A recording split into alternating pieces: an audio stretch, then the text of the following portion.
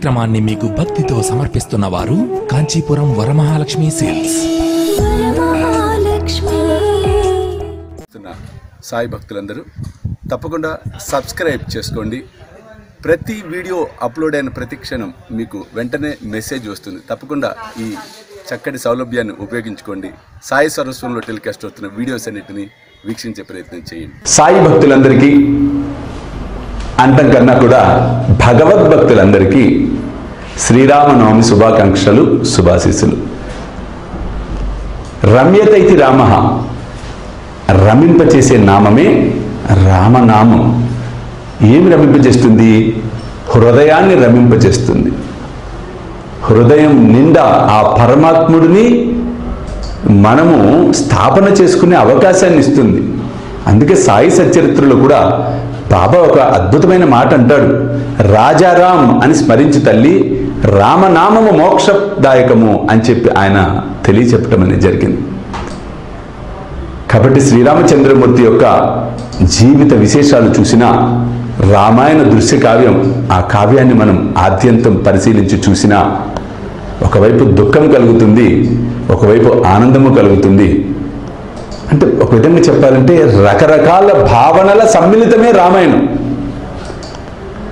ఆ తండ్రి పట్టాభిషేకం అయ్యే తరుణంలో, మరునాడు ఉదయం పట్టాభిషిక్తుడు అవ్వాలనుకున్న తరుణంలో వనవాసం చేయవలసిన అగత్యం ఏర్పడుతుంది. అక్కడ దుఃఖం అనిపిస్తుంది మనకి.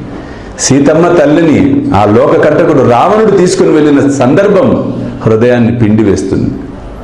మరల ఆయన వచ్చి పట్టాభిషిక్తుడై రాజ్యాన్ని పరిపాలిస్తూ మరలా తల్లిని వనవాసానికి పంపిన దృశ్యం నిజంగా బాధకరంగా అనిపిస్తూ ఉంటుంది. సరే, కొంతమంది అజ్ఞానంలో ఉన్నవారు తప్పొప్పులేంచే ప్రయత్నాలు చేస్తారు, కానీ అది మనం చేయకూడదు. పరిస్థితుల ప్రకారం రామాయణం నడిచింది.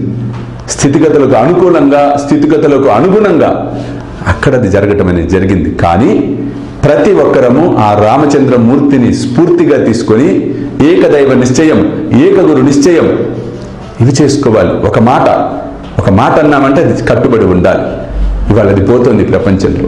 అది నేర్పించేందుకే, రాముణ్ణి స్ఫూర్తిదాతగా అందరి భక్తులకు అందించేందుకే సాయిబాబా ప్రతి సంవత్సరం తాను శ్రీరామనవమిని ఘనంగా జరిపించేవాడు. రామ కళ్యాణం మామూలుగా కాదు.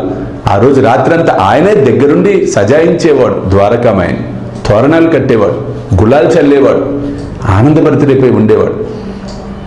మన్నాడు ఉదయం చక్కగా రామ నవమి కళ్యాణాన్ని జరిపేవాడు. కాబట్టి ఎన్నోసార్లు చెప్పాను, ఇప్పుడు కూడా చెప్తున్నాను, ప్రతి సాయి మందిర నిర్వాహకులు, కమిటీ వారు తప్పకుండా మీ సాయి మందిరాలలో శ్రీరామనవమి కళ్యాణోత్సవాలు జరిపించవలసిందే.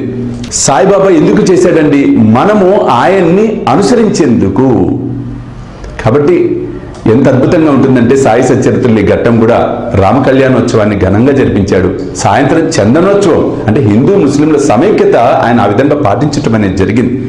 అద్భుతంగా చందనోత్సవాన్ని జరిపించేవాడు సమర్థ సద్గురు అయినటువంటి సాయిబాబా. కాబట్టి సాయి బంధువులారా, ఈరోజు శ్రీరామనవమి కాబట్టి చక్కగా మీరందరూ కూడా ఆ రాముడి యొక్క నామస్మరణ చేస్తూ ఆ రామచంద్రమూర్తి, సీతా సమేతుడైన రామచంద్రమూర్తి యొక్క కళ్యాణాన్ని తిలకించి మీ జన్మను ధన్యం చేసుకుంటూ లౌకికంగా, ఆధ్యాత్మికంగా ఉన్నతమైనటువంటి స్థితికి మీరందరూ వెళ్ళాలని, ఆ అనుగ్రహాన్ని ఆ రామచంద్రమూర్తి మీకు అందించాలని మనస్ఫూర్తిగా ఆ సాయి రాముణ్ణి నేను అభ్యర్థిస్తూ సెలవు తీసుకుంటున్నాను. జై సాయినాథ్.